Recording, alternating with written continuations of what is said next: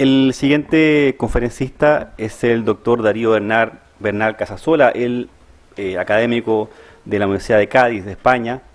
Primera vez que asiste a la Semana de Estudios Romanos, aun cuando comentábamos ayer que por algunos amigos comunes participó de forma, en base al tema, con la arqueóloga Lourdes Roldán cuando vino el 2010, que pertenecía al mismo equipo arqueológico de trabajo. El doctor Darío Bernal su área es la arqueología, tiene variados proyectos de investigación en la zona de Cádiz, donde se excavan hasta el día de hoy, la zona marítima del sur de España, los elementos de la economía marítima alimentaria que se encuentra en esa zona y cómo se alimentaban finalmente los romanos de este periodo. El título de su presentación es Gades, ciudad portuaria del Fretum Gaditanum, una perspectiva arqueológica. Por favor, Darío. Muy bien, pues muchísimas gracias. Lo primero que quiero decir, pues como es de justicia y además es verdad, es un placer estar aquí. Agradezco muy sinceramente a Raúl Bonocore y a la Universidad Católica de Valparaíso pues que me hayan invitado o hayan invitado a nuestra universidad, a la Universidad de Cádiz, que es la universidad más meridional de Andalucía, la universidad que está en el ámbito del Estrecho de Gibraltar, a estar aquí. Como comentaba el compañero, pues participé en una de las actas de las semanas en el año 2015, la número 17, y también quería comentar otra cosa. Creo que estamos todos de felicitación. Poder participar en una actividad que lleva 50 años de solera es muy difícil, sobre todo por la complejidad que tiene el mundo académico, las dificultades que nos rodean a todos de mantener activa una misma actividad y, por tanto, pues creo que esto es un hecho verdaderamente importante. Como estamos ya al final de la sesión y veo las caras, que está todo el mundo muy cansado, pues voy a intentar ser breve. Sí quería comentar que en el programa he visto que soy el único arqueólogo y por eso yo he preparado una intervención para que junto a aquellos filólogos que nos han acompañado estos días, aquellos compañeros historiadores que se dedican sobre todo al análisis de la sociedad romana a través de las fuentes documentales o de la epigrafía, pues que también tengan ustedes la posibilidad de ver cómo hay otra rama de conocimiento que es la que se encarga del estudio de las fuentes materiales, pues que también de manera combinada, como se ha visto también a lo largo de las charlas que me han precedido, pues tiene su sentido. Miren, yo estudio en Madrid, en la Universidad Autónoma, y cuando le dije a mis directores de tesis, concretamente a uno de ellos, a un profesor muy conocido y muy reputado en España, y no solo en España, el profesor Manuel Vendala Galán, que yo me quería dedicar al estudio del garum, al estudio de las ánforas, al estudio del comercio antiguo, pues casi le da un infarto. Casi le da un infarto porque esta arqueología clásica menos monumental, que se aleja de la topografía y del urbanismo, que se aleja de la arquitectura, la escultura, la pintura, la epigrafía, que ya no se usan estos términos, al menos en Europa, las artes mayores, ¿verdad? Pues casi ya les digo que a mi profesor pues no lo podía entender bien. De manera que yo me dedico sobre todo a intentar entender la economía de los romanos, la economía marítima, a través del análisis de la explotación de los recursos del mar. ¿De acuerdo? Como esto es un poco droga dura, y más a estas horas, entonces yo he pensado hablarles a ustedes de otra cosa. Vistas las intervenciones, pensé, y así se lo transmití al profesor Bonocore, que podríamos intentar coger una ciudad de Hispania y ver cómo se la puede estudiar desde un punto de vista integrador, atendiendo a las fuentes materiales. Y he seleccionado la ciudad de Cádiz, la ciudad de Gades, una ciudad importantísima, probablemente una de las ciudades más relevantes de todo el Mediterráneo, por diversos motivos, ha habido investigadores, que seguro que algunos de ustedes, al menos los compañeros seniors, lo conocerán, el profesor Genaro Chic, que ha hablado de la gaditanización de Hispania, o sea, de cómo la importancia de esta ciudad fenicio-púnica y luego romana verdaderamente cambió muchísimas cosas del comportamiento de la población hispano-romana. Ese va a ser el objeto de la conferencia.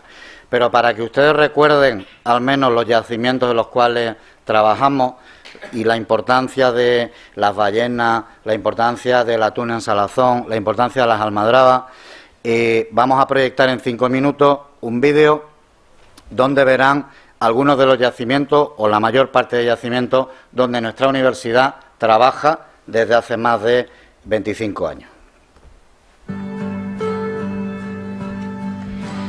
Este es el municipio de Baelo Claudia, una de las tantísimas ciudades menores que hay por toda la península ibérica.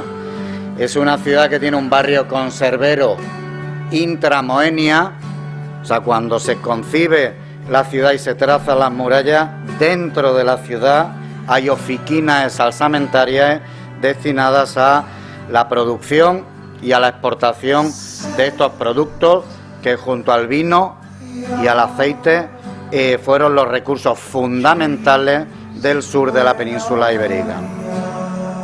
Es una ciudad muy bien conservada, se abandonó en el siglo VII y por eso es un paraíso para el estudio arqueológico, pues prácticamente de todos los aspectos que tienen que ver con el urbanismo, la topografía o las actividades artesanales en este caso.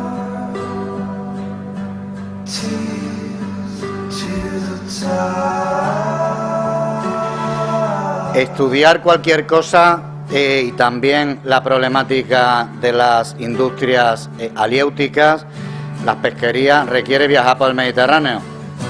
Entonces aquí tiene un yacimiento que está en la provincia de Siracusa, en el extremo sureste de Sicilia, donde también estamos estudiando los orígenes de la industria.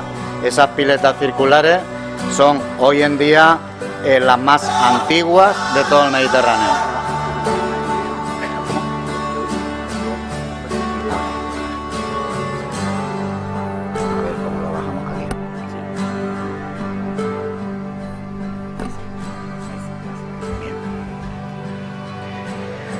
Os decía esto porque hay que intentar también estudiar estos procesos artesanales en clave de larga duración. Este yacimiento empieza en el siglo V a.C., en época griega clásica, y termina en el IV. Aquí tenéis el tercer yacimiento, que es un lugar pues probablemente que conoceréis por la famosa batalla de Trafalgar con los ingleses, de época moderna, de inicio del siglo XIX, y aquí estudiamos la problemática de estas pesquerías, la industria del atún vinculada al marco de las Willae, no en las ciudades. Hemos visto la ciudad de Baelo Claudia y aquí tenéis, eso es un balneum, eso son unas termas pequeñas que dan servicio a las quetarias, a la fábrica, en un entorno rural donde había una villa importante, una villa marítima, una villa que evoca ese concepto propio del mundo itálico, centro itálico, sobre todo de las costas de la Campania, y que durante el proceso de colonización de Hispania pues también se exportó a las tierras de Hispania.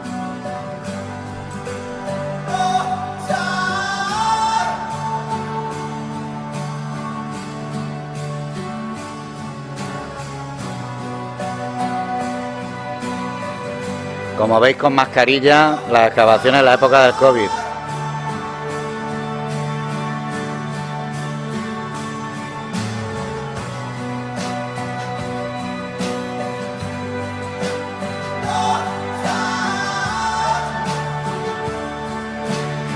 Y aquí tenéis la ciudad romana en la costa atlántica de Marruecos actual, antigua Mauretania Tingitana, que tiene el barrio conservero más grande de todo el Imperio Romano, la ciudad de Lixus. Es una ciudad estudiada pues hace muchísimos años, desde los años 60 del siglo pasado, cuando se publicaron las primeras monografías, y que, como veis ahí, en un proyecto de colaboración con el Instituto de Arqueología de Marruecos, pues estamos intentando reestudiar aplicando técnicas modernas.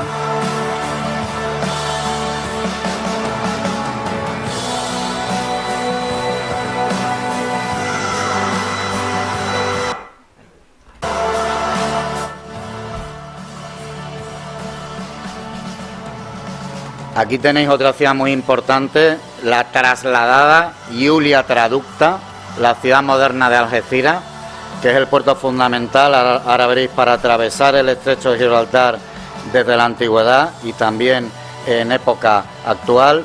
Y también se están estudiando, digamos, todas las fábricas de salazones que formaron parte de esta ciudad, que fue un municipio muy cercano a una ciudad que conoceréis, que era mucho más importante, Colonia Latina Libertinorum Carteia, que sin duda pues fue la base militar romana que en el año 171 a.C. Fundaron los romanos en esta zona del estrecho de Gibraltar, porque tenían que tener un lugar importante para mantener todas las embarcaciones y toda la logística militar durante la fase de conquista.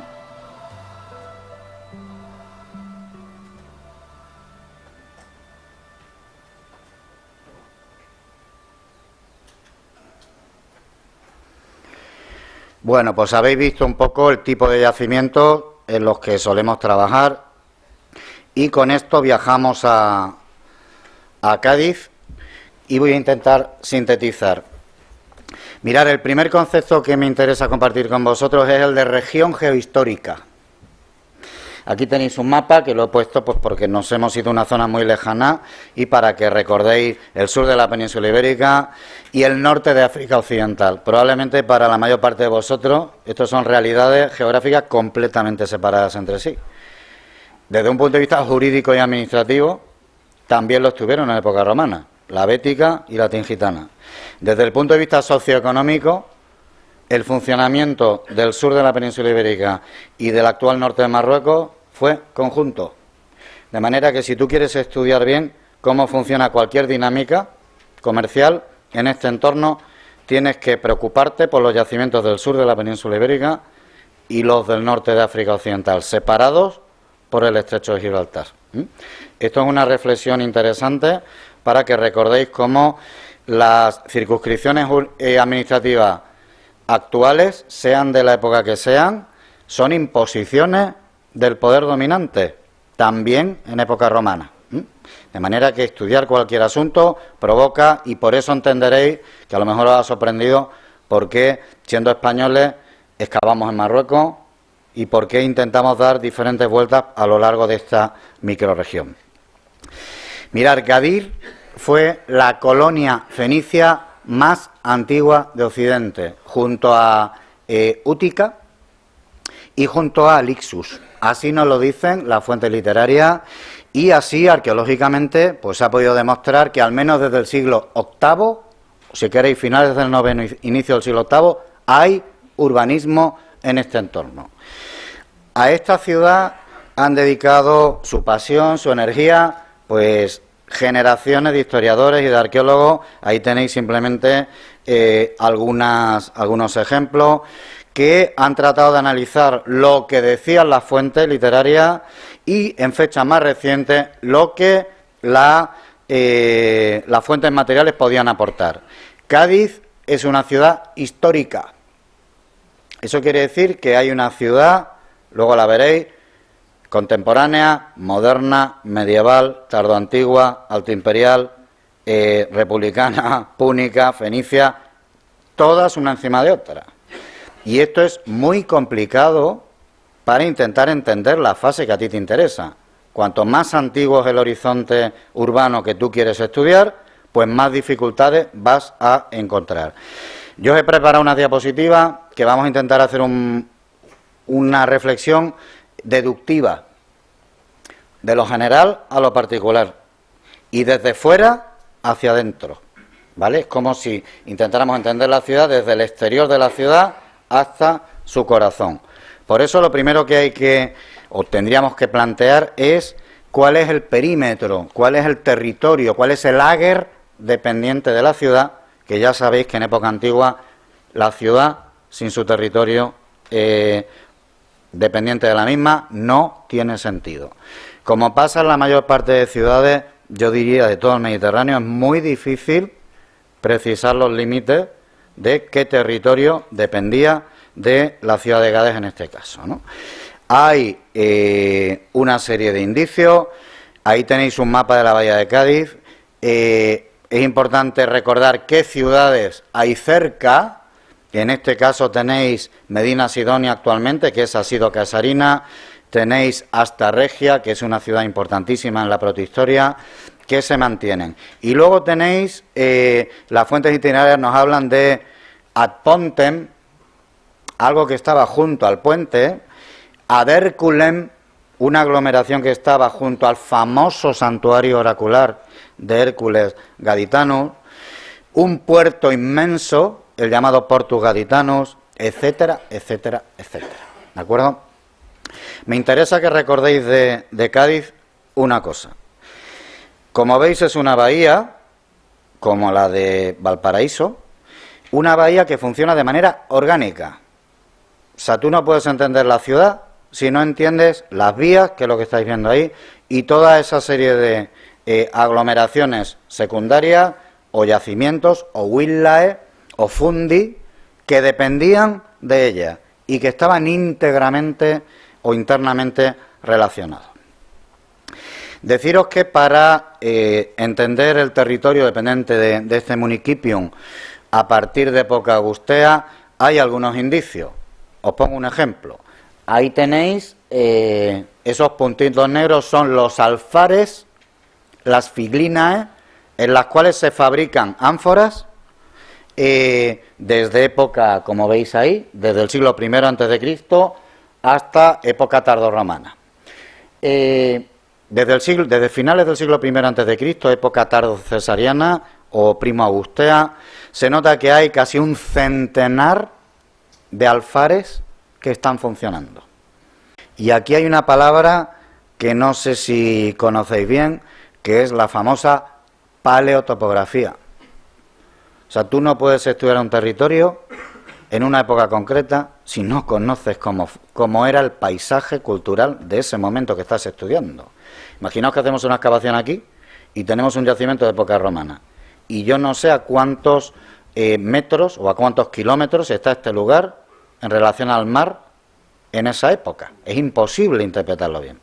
De manera que aquí tenéis una propuesta de cómo pudo haber sido la ciudad en época antigua, y en los últimos años hemos hecho un estudio geoarqueológico, se han hecho perforaciones, estas perforaciones que habréis visto muchas veces cuando se va a construir una casa, antes de que lleguen los operarios, llegan unas máquinas que tienen unos vástagos muy largos, que lo que hacen son unas perforaciones para ver la dureza del suelo, porque no es lo mismo que haya arena, que el nivel freático esté cerca, que tengas roca a medio metro. Si tú todos esos testigos de tierra que saca la máquina cuando perfora, los datas las profundidades y los estudias, tú puedes entender bien cómo ha evolucionado geográficamente ese entorno en clave diacrónica a lo largo del tiempo. Aquí lo que tenéis es el edificio más grande que hay en Cádiz, que se llama el edificio Valcárcel, que es un edificio de la universidad. Lo peor que puede hacer un rector es decirle a un arqueólogo que le deje hacer unas excavaciones antes de hacer una reforma, que es lo que hicimos aquí hace 5 años.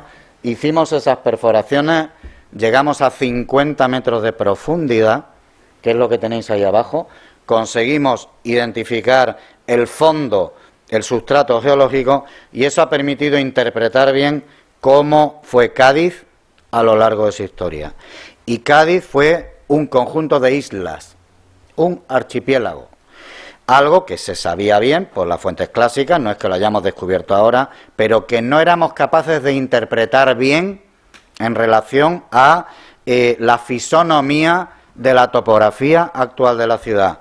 Cotinusa es la isla larga, Eritía era la isla roja, y hoy en día sabemos, si queréis luego podemos hablar de los detalles, que las dos estaban separadas por un canal inmenso, un canal que pudo haber tenido en algunos lugares hasta 400 metros de anchura. Esto era, si me permitís la comparación, casi Venecia. Quien vivía en la isla pequeña, para ir a la otra ciudad tenía que hacerlo en barco. No había manera de hacerlo de otra manera, ¿de acuerdo? Esto ha sido muy importante porque ¿cómo vas a estudiar la ciudad si no sabes que la ciudad estaba separada? Así tenéis a Cádiz hoy en día. No se ven las islas. Las islas están soldadas desde época tardoantigua y lo que tenéis es un casco histórico que además recordaréis que esta ciudad fue importantísima a partir del siglo XV por el tráfico con las Américas. Y por eso tiene un casco histórico construido a finales del XVII y sobre todo en el siglo XVIII, que es muy parecido al de La Habana en Cuba y que está totalmente protegido. Esto también es un problema para los arqueólogos porque las parcelas son muy pequeñas y hacer excavaciones es complicado. Bien, pues esta es la problemática paleotopográfica de Cádiz, una bahía interconectada y varias islas. Y con esto, yo creo que vosotros lo llamáis, los filólogos, un histeron proteron, ¿no? O sea, esto es lo que deberíamos haber tenido antes de empezar a investigar, saber cómo era la geografía de la ciudad. Esto se ha descubierto hace 4 o 5 años, de manera que ahora hay que reinterpretar todos los datos, que vamos a ver muy rápidamente. Es una ciudad heredera de su fecundo pasado fenicio-púnico. Es una ciudad insular, con la problemática que tiene todo esto.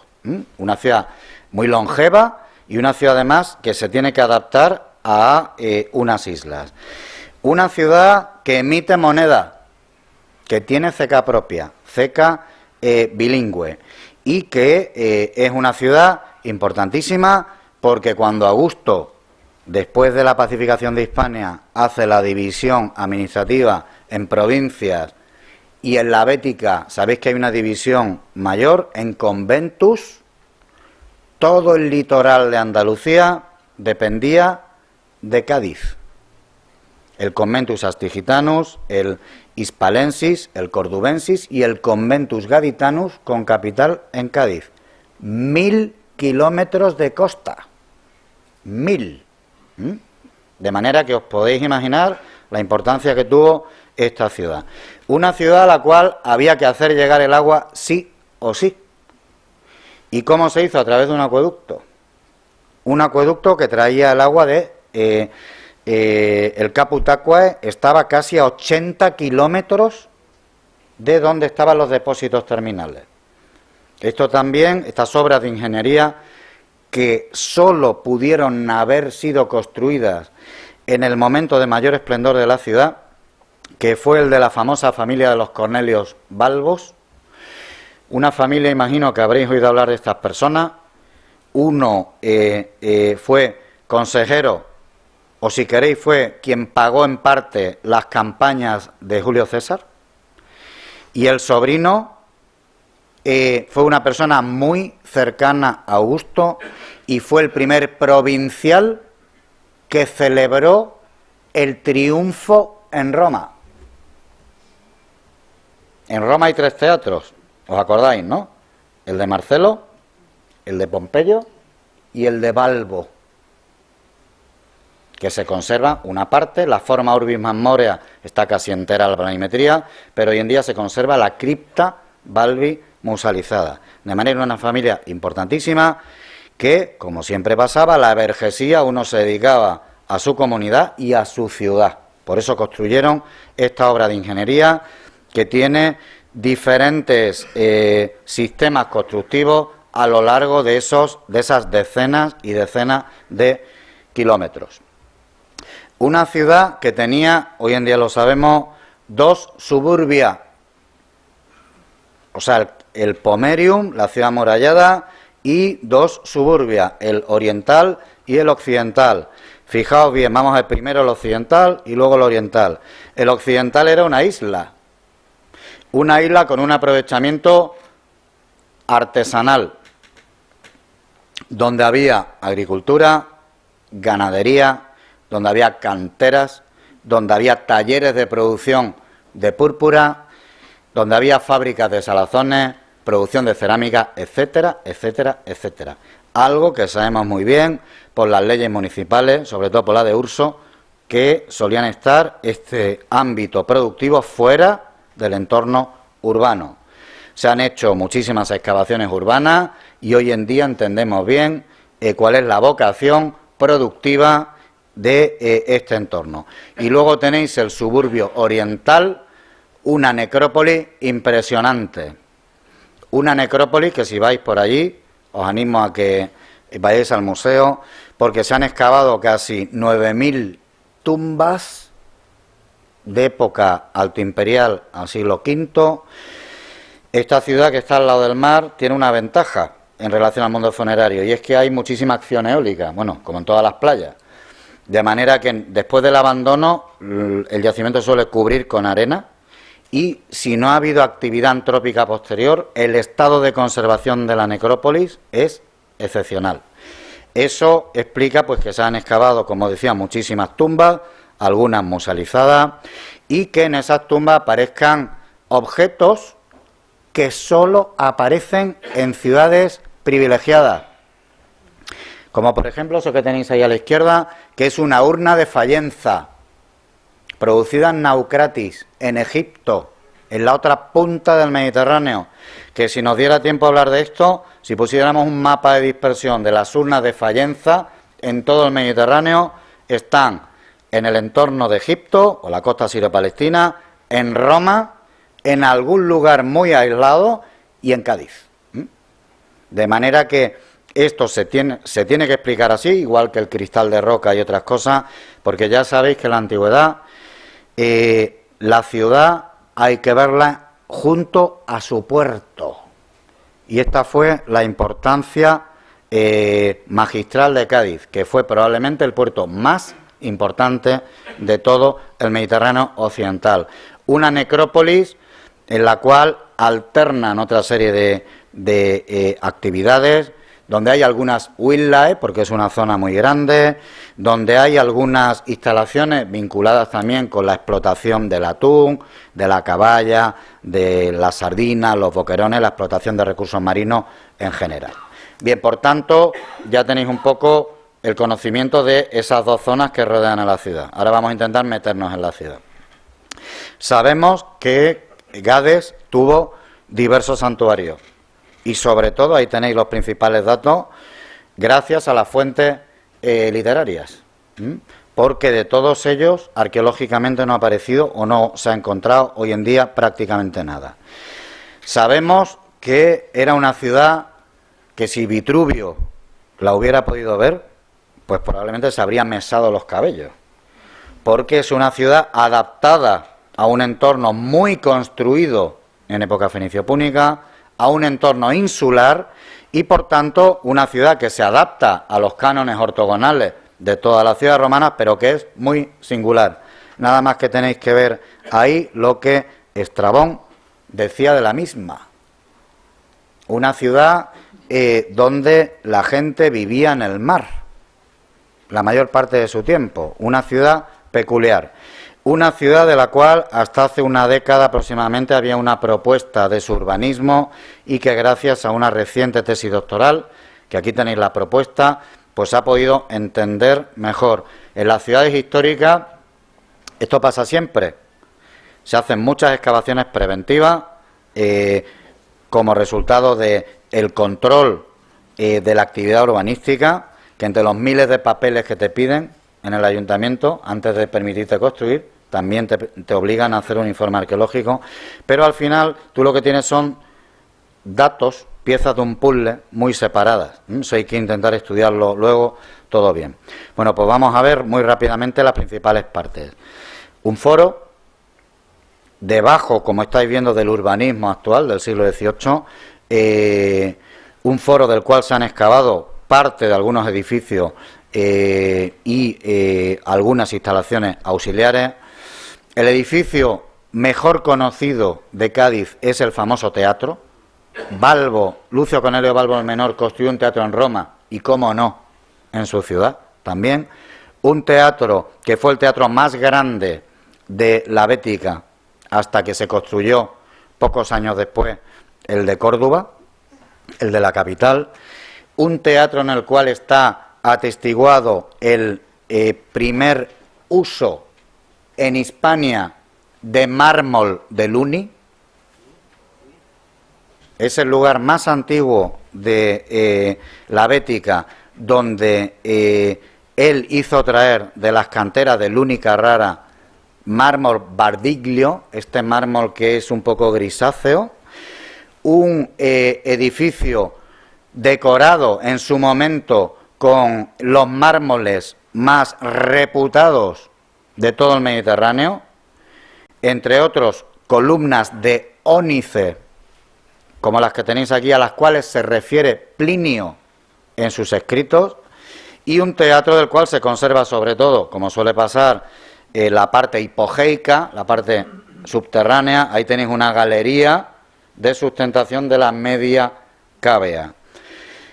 Un edificio, no podemos hablar de esto porque no da tiempo, pero maravilloso, porque han aparecido recientemente unas inscripciones en la parte que no se ve de el Balteus, o sea, la barandilla que separaba la Isma Cávea de la Proedria, donde se sentaban los notables.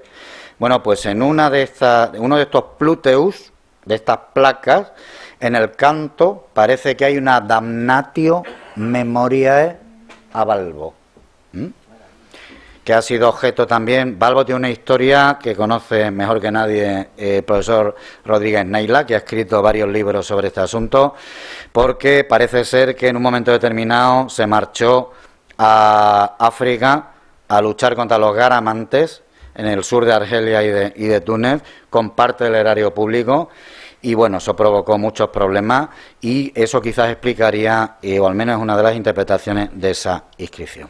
Una ciudad que tuvo anfiteatro, es muy probable que lo tuviera, tampoco está identificado arqueológicamente, pero hay grabados del siglo XVI y XVII donde a la entrada de la ciudad moderna se ve una depresión inmensa que se llamaba la Huerta del Hoyo. Una ciudad que tenía edificios públicos de todo tipo, de los cuales tampoco penséis que se conservan arqueológicamente todos aquellos que debió tener la ciudad. Esta es la realidad, se conservan muy parcialmente. Aquí tenéis los aparecidos en la llamada Casa del Obispo. Una ciudad que pudo haber tenido un Asclepieion, un templo dedicado a Asclepio, templo triple, aquí lo tenéis. Ciudad que tenía sus casas, como pues toda ciudad, con sus domos. Una ciudad en la cual yo quiero destacar el puerto. No sé si habéis oído hablar del comercio de redistribución. Este concepto es el que permite explicar por qué cuando tú ves un pecio hundido, de época Julio Claudia, Flavia, al momento que sea, y miras el cargamento y tienes objetos de muchos lugares, ánforas africanas, ánforas lusitanas, ánforas béticas, metal de Sierra Morena, y tú dices, ¿este barco qué hacía? ¿Estaba dando vueltas por todo el Mediterráneo y iba cargando? No. Los barcos se cargan, igual que ahora, en un sitio y se descargan en el puerto de destino. Y a esos grandes puertos principales es a donde llega la mercancía de puertos secundarios y donde el territorio drena todo tipo de productos. De manera que desde el puerto se podía comprar prácticamente todo. Cádiz, como os decía, tuvo, sin duda, yo creo que esto es admitido por todo el mundo, es el puerto del Mediterráneo occidental más relevante en época prerromana y al menos hasta el siglo II después de Cristo. Un puerto del cual sabemos que tuvo un dique desde el cual Posidonio estudió las mareas, como nos dice Estrabón, y un puerto que este gran evergeta, Lucio Cornelio Balbo, amplió construyendo eso que también nos dice Estrabón, el Portus Gaditanus, no en las islas, en la zona continental, ampliando la potencialidad del mismo. Un puerto que pensar que el conocimiento del Atlántico o el tránsito por el Atlántico hasta la conquista o si queréis hasta el tránsito de César, y hasta las décadas posteriores no tuvo una conexión con el Mediterráneo fluida e intensa. Y Cádiz era el lugar del cual partían los principales fletes del Atlántico hacia el este y al cual llegaban desde Roma las principales mercancías. Un puerto que parece que fue doble, un puerto exterior y un puerto interior, un puerto que gracias a esos sondeos geoarqueológicos que os decía antes, aquí tenéis una ilustración científica, cuando se hacen estos sondeos, el sedimento de los puertos antiguos, bueno, de los puertos de cualquier época, se identifica muy bien. Sabéis que un puerto es un espacio protegido y por tanto el ritmo de sedimentación es tremendamente lento y eso genera pues unos sedimentos de color oscuro, muy orgánico y demás, ¿no? Esto se ha podido estudiar en Cádiz. En Cádiz también se ha documentado que parte de los rebordes, las orillas de las islas estaban monumentalizadas. Esto es lo que los colegas italianos llaman las banchine fluviali, o sea, las orillas perfectamente construidas y demás. Ahí tenéis un ejemplo con una escollera. Es decir, la gente salía de las residencias o de los edificios públicos y lo que tenía era pórticos y los cantiles, los muelles y el agua al lado. Y un puerto en el cual ha aparecido un hallazgo muy significativo, que es en una fábrica de salazones, en ese punto que tenéis ahí, 2 dibujos, que son las únicas representaciones de faros que hay en toda Hispania y de las poquísimas de todo el Mediterráneo. Veis claramente alguien se metió en una cisterna en el siglo V después de Cristo, antes, ya cuando la cisterna evidentemente no se usaba, no tenía agua, y dibujó 2 edificios. En una de las paredes dibujó el que tenéis a vuestra derecha, un edificio con 12 cuerpos escalonados, con un haz de luz en la parte de arriba, con escaleras para subir entre los diversos cuerpos y con un arco en la parte inferior, que es el modelo claramente de faro importante de ciudad portuaria. Y en el otro lado de la cisterna dibujó otro edificio también escalonado que reticuló, y eso es lo que ha permitido plantear la hipótesis de que probablemente la ciudad tuvo 2 faros. Un edificio que no se conserva, no sabemos nada del faro romano de Cádiz, pero un edificio que tiene una historia maravillosa, que yo os animo a que os la leáis. Hay hasta novelas sobre el famoso ídolo de Cádiz, porque este edificio estuvo, se conoció hasta el siglo XII, cuando un almirante almohade mandó desmontarlo, porque había una leyenda de que había un tesoro en su interior y demás. Y hay muchísimas fuentes entre el siglo VIII y el siglo XIV, tanto cristianas como islámicas, que hablan de todo esto. Un edificio que no sabemos dónde estaba, hay varias posibilidades, y que debió ser fundamental para la navegación marítima. Además de este hallazgo, ha habido otro hallazgo reciente en otro edificio de la universidad. Otra vez se equivocó el rector dejándonos hacer excavaciones por allí. Y en ese punto, que hoy en día veis que es el casco histórico, pero si os trasladáis a la imagen anterior, eso estaba al lado de ese canal, ese estrecho interinsular que separaba las 2 islas. Aquí hemos encontrado una escombrera, un vertedero de 7 metros de altura, que está cortado en el siglo XVIII. Ahí tenéis algunas imágenes de las excavaciones. Este hallazgo, junto a los de otras excavaciones y demás, es muy parecido al famoso Monte Testaccio de Roma. Un vertedero periurbano, donde, este es otro concepto también que se nos olvida cuando estudiamos las ciudades, y la cantidad de residuos que genera una población en un ámbito urbano, que se tienen que tirar a algún lugar. En las ciudades costeras se suele tirar al mar, pero ciudades que tienen un tráfico marítimo notable, como también le pasó a Roma, pues al final generaron, que es lo que parece en Cádiz, una superficie inmensa allanada y limpiada de las dunas en época de los Balbos, en torno al 50-40 antes de Cristo, y que funcionó hasta los años 50 o 60 después. Ahí tenéis arriba la sección del Monte Testacho de Roma, y lo que tenéis abajo son las dos propuestas de extensión de esa montaña de Cádiz que hemos llamado el Testacho Aliéutico de Gades, porque el concepto es exactamente el mismo que el de Roma, pero en pequeñito. Una hectárea de superficie, en pequeñito, pero una hectárea y 30 metros de altura, O sea, una cosa tremenda, que imagino que os habréis fijado. Voy a poner la imagen anterior, que es la propuesta que tenéis en las ilustraciones científicas.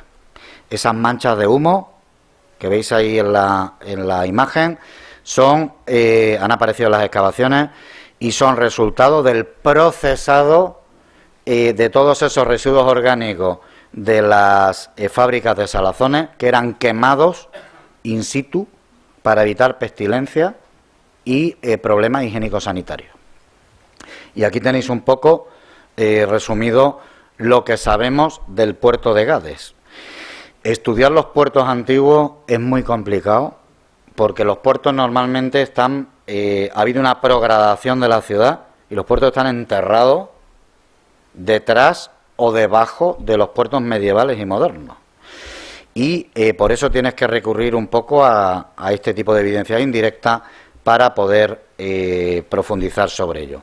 Y ya para ir terminando, hay una propuesta muy interesante de que la famosa Città dipinta de Roma, que es un fresco que está a la entrada de un edificio de época de Nerón, que está debajo de las termas de Trajano, enfrente del Coliseo, la montaña enfrente del Coliseo. Debajo de las termas de Trajano está esta representación, que si os fijáis tiene un teatro, que si os fijáis está totalmente rodeada de agua, y que no sabemos si verdaderamente fue la ciudad de Cádiz o no. A lo mejor pensáis que yo estoy un poco magnificando la importancia de Cádiz porque soy de Cádiz o vivo en Cádiz. Pero mirad, en el Coliseo, en el famoso anfiteatro Flavio, sabéis que había algunos de los escalones reservados para algunas dignidades. Una de las pocas que se conservan es una inscripción grabada en la parte vertical del escalón que pone Gaditanorum, que por la paleografía sabemos que era de finales de la segunda mitad del siglo II o inicios del siglo III. ¿Eso qué quiere decir? Pues que toda esta problemática de la importancia de Cádiz en época tardorrepublicana y Julio Claudia se mantuvo durante muchísimo tiempo. Me recordaba la intervención del profesor Rodríguez Neila cuando han visto ustedes ese mapa del Mediterráneo, del Imperio Romano y de todo lo que está fuera del Imperio Romano, donde llegaron los negociadores. Pues os voy a decir una cosa, Yo creo que no hay ningún yacimiento fuera del Imperio Romano donde llegaron los romanos, a menos de 100 kilómetros de la costa, donde no haya ánfora de salazón de la bahía de Cádiz, incluida la bahía de Bengala, incluidas las Islas Canarias, incluidos todos los castra y castela del limes, renado danubiano, los del este y los del sur. Eso te da una idea del poderío comercial, no que tenía la ciudad, sino que canalizaba o se canalizaba a través del puerto de esta ciudad. Una ciudad que tuvo una importancia notable hasta inicios del siglo III, época severiana, cuando diversos acontecimientos políticos, sociales, económicos también, pues provocaron que fuera perdiendo importancia en favor de otras. Concretamente por la epigrafía, sabemos que hay un traslado de la oligarquía gaditana hacia las tierras del interior, hacia Asido, Casarina, y hay una cita de Avieno del siglo IV que en su famosa obra marítima, la tenéis ahí escrita, pues nos recuerda como una ciudad opulenta en época pasada, ahora pequeña, ahora irrelevante, ahora con poca importancia, se ha convertido en un campo de ruinas. Así es como encontramos acá a la calle del finales del siglo III, del siglo IV, del siglo V, cuando hacemos excavaciones y demás, que siguió teniendo importancia condición jurídica como ciudad, pero no tuvo la importancia comercial que había detentado hasta entonces. De todo esto hay parte musealizada, ahí tenéis algunos de los yacimientos que se pueden visitar. Hay una práctica en general que también se da en Cádiz y es deslocalizar el patrimonio. Y esto siempre me gusta decirlo, las cosas cuando aparecen, si tú las quieres conservar, hay que conservarlas in situ, en su sitio. Entonces, en España legalmente, si no es algo de muchísima relevancia, se excava, se documenta, pero se puede trasladar. Y, por ejemplo, allí hay algunos parques donde pues se han trasladado restos arqueológicos diversos. Y termino también diciéndoos que aquí entenderéis bien en esta última imagen esto que os decía de la problemática de estudiar esta ciudad con un parcelario muy bien conservado y protegido, donde cuando tú haces una excavación en un solar de 80 metros cuadrados y tienes que dejar las zonas de seguridad para que no se te caiga el edificio, pues al final son como periscopios. O sea, tú haces una excavación de 3×3, que al final lo que tienes es un sondeo estratigráfico que te permite muy bien identificar las fases históricas, pero no entender la funcionalidad de parte de los edificios que excavas. Y nada más. Muchas gracias por vuestra atención.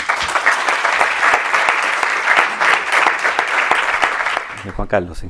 Aparte de darte la enhorabuena por la exposición magnífica, yo te quería hacer una pregunta en torno de Cádiz, en este caso. ¿Cuál es tu opinión sobre la situación del Heracleo, que ha seguido ahí, sobre todo con todo lo que ha habido últimamente alrededor de esa posible localización de ese templo de Hércules mítico, ¿no? Pues sí, eso para los que estáis aquí, que no sé si conoceréis la polémica, pero hace un par de años pues ha saltado a la prensa, digamos, un estudio de un profesor que, utilizando nuevas tecnologías, utilizando la teledetección y utilizando el LIDAR sobre todo, pues ha propuesto que el famoso templo de Heracles, que luego fue el templo de Hércules gaditano, que siempre se ha propuesto que estuvo en la isla, en el castillo de Santipetri, que estaba en otro lugar. Se ha generado muchísima polémica y demás, y los argumentos que tenía este equipo de investigación pues no lo han podido demostrar. Eso también es muy interesante. Si alguna vez alguno de vosotros ha trabajado, ha tenido la suerte de conocer cómo se trabaja en la llamada arqueología no invasiva. La arqueología es un proceso destructivo. Si tú haces una excavación en un sitio, nunca más vas a poder excavar en ese lugar. Por eso la Administración restringe al máximo el que se hagan excavaciones. Y hay muchas técnicas, sobre todo geofísicas, geomagnéticas, geoeléctricas, georradar, que te permiten obtener datos del terreno sin excavar. Eso es lo que ha pasado allí, con el LIDAR, que sabéis que está de moda. Estos sensores que te permiten quitar la vegetación y ver muchísimas cosas. Cuando tú encuentras algo con una técnica de este tipo, antes de hacer nada, tienes que verificarlo. Y para eso es muy fácil. Si yo creo que aquí está el templo de Melcar, pues luego llego, hago un par de sondeos arqueológicos, 2 excavaciones pequeñas, y lo verifico o no. Entonces, ahí no hicieron esta segunda parte, y pues eso es lo que ha generado un poco toda esa polémica. El templo de Hércules gaditano está donde siempre ha estado. Esto lo demostró don Antonio García Bellido en los años 60 del siglo pasado, utilizando toda la evidencia que hay. Y además en el islote de Santipetri hay muchísima documentación de arqueología subacuática. A ver si sale por aquí. El islote de Santipetri lo tenéis ahí al fondo, hay muchísimos hallazgos subacuáticos de carácter votivo. Ya sabéis que los navicularis hacían ofrendas cuando se pasaba por un santuario oracular o cuando se iniciaba una actividad comercial. Esto quiere decir que cuando los arqueólogos subacuáticos encuentran de época griega, de época fenicio-púnica o de época romana muchísimos hallazgos singulares en un lugar concreto, es por algo. Y el islote de Santipetri, mejor dicho, el Museo de Cádiz, buena parte de las vitrinas están llenas con objetos aparecidos en el islote de Santipetri. Objetos votivos de todo tipo, entre otros una estatua toracata de Augusto, de bronce, que es de las mejores que hay en toda la península ibérica, ¿no? Por tanto, eso ha sido también una reflexión interesante de cómo la historia y la arqueología son ciencias y, por tanto, hay que demostrar las cosas antes que decirlas. Y no digo más, buscarlo por internet y veréis la polémica que ha habido con el templo de Melkart. Sí, profesor Rodríguez Naila. Bueno, es difícil preguntarle a Darío algo sobre Gades que pueda, digamos, abrir interrogantes o novedades, porque la verdad es que, primero, para quien, como yo, ha nacido en Gades, oír la exposición de Darío, la como decimos hoy, un chute de moral, por la importancia que Gades tuvo. Es curioso como cuando habitualmente en otros lugares de Andalucía aparecen cosas antiguas, dice, este tipo de los moros, pero en Cádiz se tiene, digamos, una impresión cronológicamente mucho más antigua de tipo de los fenicios. Es decir, esa sensación de que estamos sobre una ciudad muy vetusta y muy importante al hilo de todo lo que tú has estado exponiendo, tú conoces también toda la documentación sobre Gades, hay dos cosas que siempre me sorprenden. Una, que no hay, para la cantidad, Darío, de tumbas aparecidas en la necrópolis, debe haber quizá un número importante de epigrafía funeraria relativa a magistrados, a gente importante. Es curioso cómo algunas desconocidas de magistrados locales de Gales han aparecido en Asido.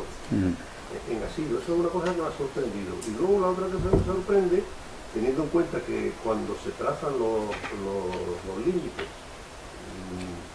de los conventos jurídicos, pues siempre se busca como capital del convento jurídico, teniendo en cuenta que allí es donde deben de acudir en las periódicas giras de los gobernadores, quienes tienen asuntos que resolver con la administración, se busca, digamos, un lugar geográfico central, ¿no?, que facilite realmente el acceso. Sin embargo, en el caso del convento gaditano, ese lugar central es totalmente desplazado.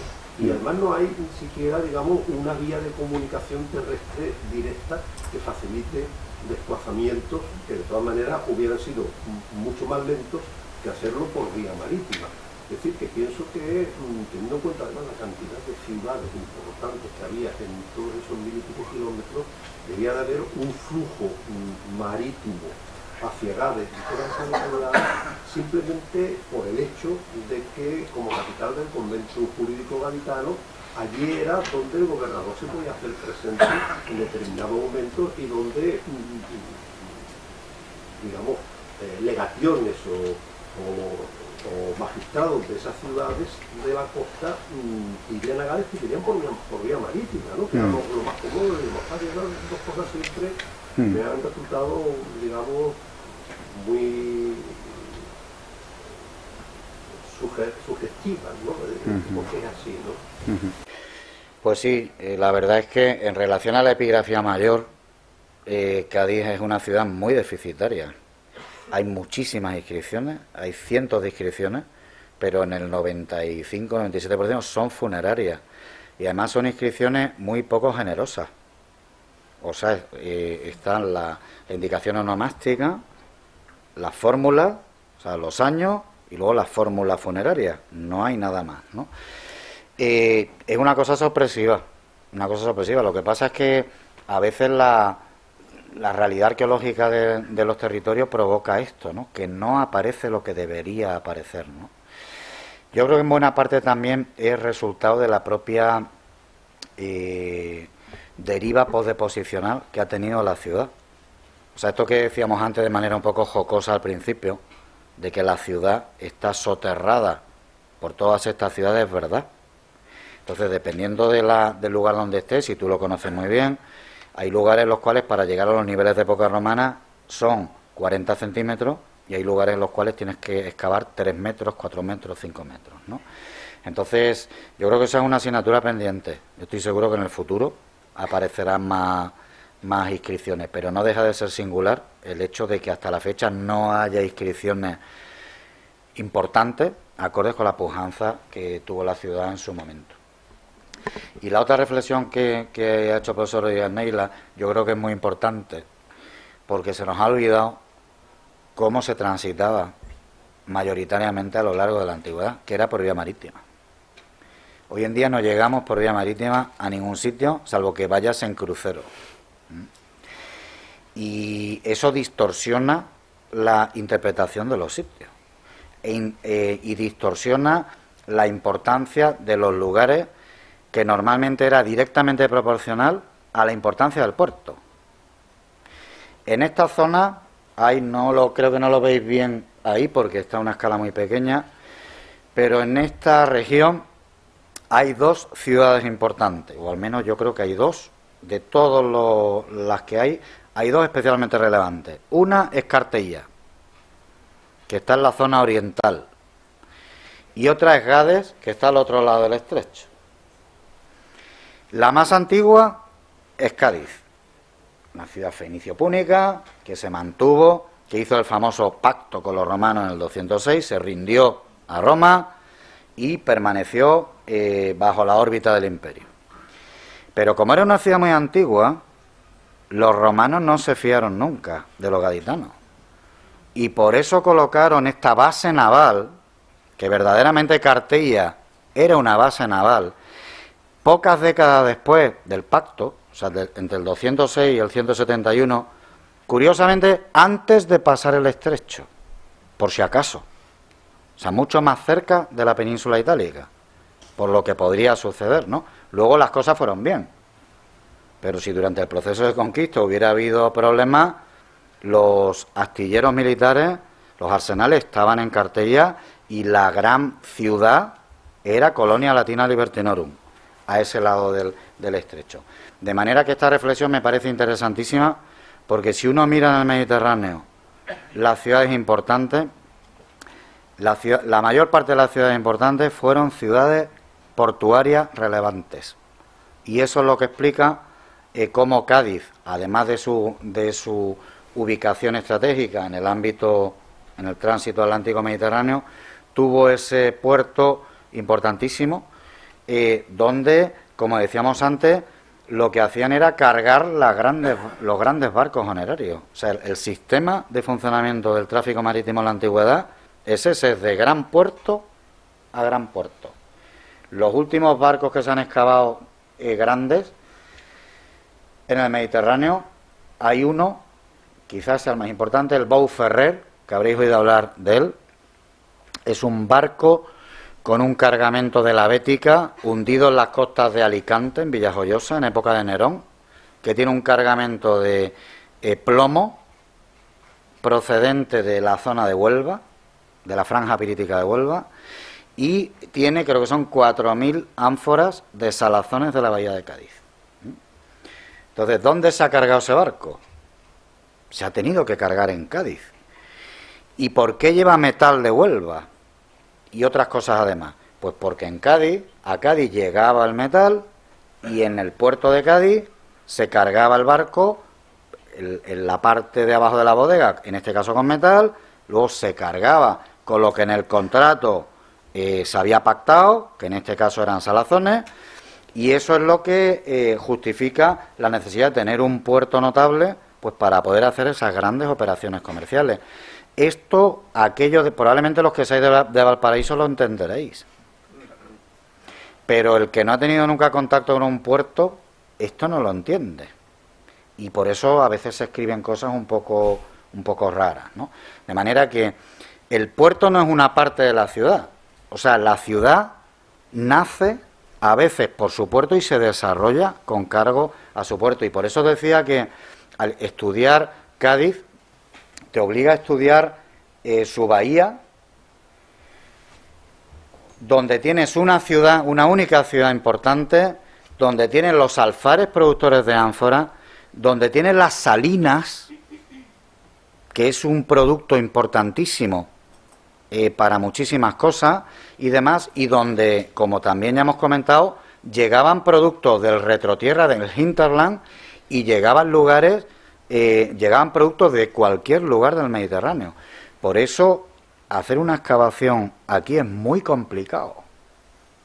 Igual que si te vas a Roma y haces una excavación, en Roma te puede salir marfil de África, te puede salir una cosa de Lindo, te puede salir púrpura de Tiro, puede salir cualquier cosa. Pues Cádiz es algo parecido, por la importancia sobre todo de su puerto. Y yo creo que lo que justifica un poco esa descentralidad de la capital cuando se hace la división es porque era el gran puerto.